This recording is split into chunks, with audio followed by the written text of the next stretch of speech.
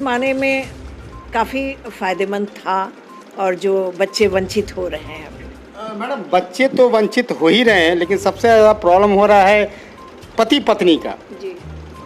पहले पति पत्नी में उतनी प्रॉब्लम नहीं हुआ करती थी, लेकिन लेकिन एकल परिवार में आने के बाद में पति पत्नियों में देखा जा रहा, अक्सर देखा जा रहा है, या आप भी जानती होंगी, आपके पास भी बहुत सारे पेशेंट आते होंगे, उन लोग भी मानसिक तनाव से काफ़ी गुजर रहे हैं और काफ़ी उन लोग का एक डिप्रेशन में जा रहे हैं।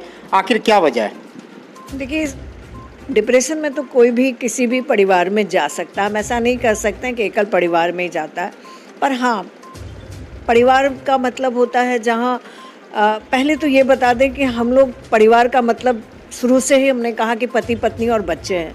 तो एक जो सामंजस्य होती है और फैमिली में पति पत्नी के बीच में बहुत तनाव होता है जो कभी-कभी वो सॉल्व नहीं कर पाते हैं। वो और संयुक्त परिवार में नहीं हुआ करता था।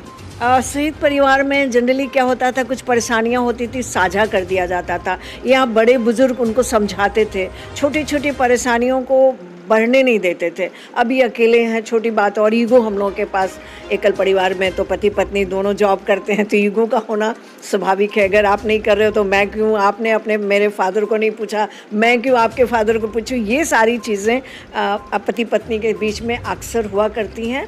और चूँकि समय भी कम है उनके पास और मतलब क्या कहा जाए कि आपसी लड़ाई को सुलह करने वाला कोई नहीं होता है। बात इतनी बढ़ जाती कि आए दिन हम जो केसेस देखते हैं कि पति पत्नी की छोटी छोटी लड़ाइयाँ तुरंत महिला आयोग में तुरंत किसी ऐसी जगह में चली जाती है जहाँ पर कि लोगों के बीच वो एक दर्शक बन के रह जाते हैं। सॉल्यूशन कुछ नहीं निकलता है, बस लोगों की तमाशाबीन का एक हिस्सा ज़्यादा बन जाते हैं और उसका परिणाम तो आप समझ सकते हैं, तनाव, निराशा, हताशा और फिर मानसिक परेशानियों का आगमन।